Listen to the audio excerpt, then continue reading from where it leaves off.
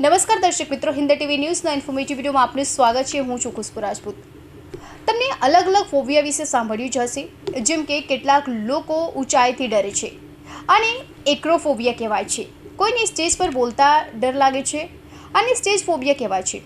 એ જ રીતે નોમોફોબિયા પણ હોય છે। હવે આ નોમોફોબિયા શું છે જાણવા માટે વિડીયો જોઈ લો। અત્યારે મોબાઈલ ફોન લગભગ દરેક લોકો યુઝ કરે છે, જેમાં ઘણા લોકો તો માત્ર ઊંઘે ત્યારે જ ફોન છોડતા હોય છે અને બાકીના સમયે ફોન સાથે જ વળગી રહે છે, જેથી હાલત એવી થઈ જાય કે તેમને ફોન વગર ડર લાગવા લાગે છે, ગભરાટ થવા લાગે છે। તમારી આસપાસ પણ આવા અનેક લોકો હોઈ શકે છે જેઓ આ સમસ્યાથી પીડાતા હોય છે। જો તમને પણ આ મુશ્કેલી હોય તો તમારે ચેતી જવાની જરૂર છે। તમે ગંભીર બીમારીનો શિકાર હોઈ શકો છો। આ બીમારીને નોમોફોબિયા કહેવાય છે। આ બીમારી નોમોફોબિયાથી ઓળખાય છે, જેમાં ફોન વગર રહેવાનો ડર સતાવતો હોય છે। તો એ વાતથી પીડાતા હોય છે કે ફોનથી દૂર ન થઈ જાય કે પછી ફોન ખોવાઈ ન જાય। આ બીમારીમાં ફોન તૂટી જવાનો કે બેટરી પૂરી થઈ જવાનો ડર પણ સામેલ હોય છે। એ એક પ્રકારની એન્ઝાયટી હોય છે જે ફોનને લઈને હોઈ શકે છે। નોમોફોબિયા આમ તો એક દુર્લભ બીમારી છે, પરંતુ હવે તેનું પ્રમાણ દિવસે ને દિવસે વધી રહ્યું છે। આ બીમારી તેવા લોકોમાં વધુ જોવા મળે છે જેમને મોબાઈલ ફોનની લત લાગી જાય છે। એક અધ્યયન મુજબ 23% પુરુષ વિદ્યાર્થી નોમોફોબિયાથી પીડાય છે, જેમાં 77% વિદ્યાર્થી દિવસમાં લગભગ 35 વખત ફોન चेक करे छे।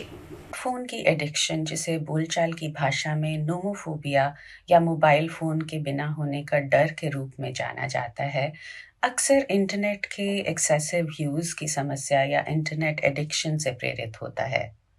आखिरकार फ़ोन या टैबलेट ही गेम, ऐप्स और ऑनलाइन दुनिया से हमें जोड़ते हैं और इसलिए उनसे दूर होना मुश्किल हो जाता है। देखेंगे कि इंटरनेट या फ़ोन के ज़्यादा यूज़ की वजह से आपका काम या घर का काम पूरा करने में परेशानी होने लगती है।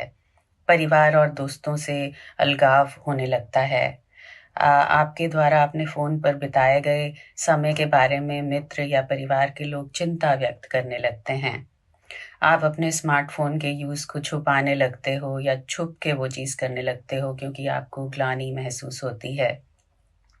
आजकल कॉमन यूज़ आता है वर्ड जिसको फोमो कहते हैं, फ़ियर ऑफ मिसिंग आउट, वो भी इस समस्या की ओर ही संकेत करता है।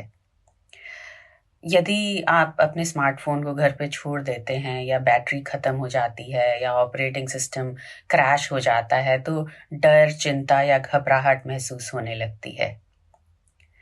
ऐसी स्थिति में यदि अगर आपके पास स्मार्टफ़ोन नहीं है और आप बेचैनी महसूस कर रहे हैं, आपको गुस्सा आ रहा है, आप इरिटेट हो रहे हैं, आप कॉन्सन्ट्रेट नहीं कर पा रहे हैं, आपको नींद आने में प्रॉब्लम होने लगती है या आप बार-बार अपने स्मार्टफ़ोन या दूसरी डिवाइसेस को ढूँढने लगते हैं या आपको क्रेविंग होती है, तो इसका मतलब है कि आपको फ़ोन एडिक्शन संभवतः हो गई है।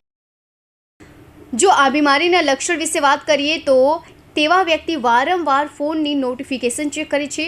ફોન ચાર્જ થઈ ગયા બાદ પણ તેને ચાર્જ કરવો, ફોન પાસે છે કે નહીં તે વારંવાર ચેક કરવું, ફોન સ્વિચ ઓફ નથી કરતા, દરેક જગ્યાએ ફોન સાથે લઈ જવો, ઇન્ટરનેટ વગર ડર મહેસૂસ કરવો અને ફોન ખોવાઈ જવાનો ડર સતાવતો રહે છે જેવા લક્ષણો સામેલ હોય છે। આ બીમારી માટે દવાઓથી લઈને અનેક થેરાપી પણ ઉપલબ્ધ છે।